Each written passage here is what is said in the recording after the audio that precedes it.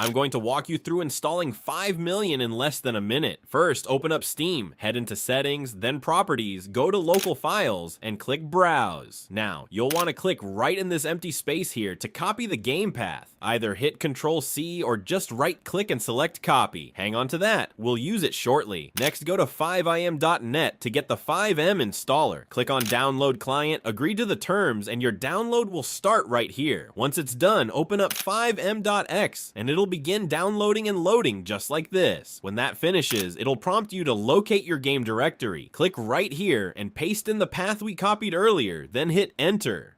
Find and select GTA 5.x, then click Open.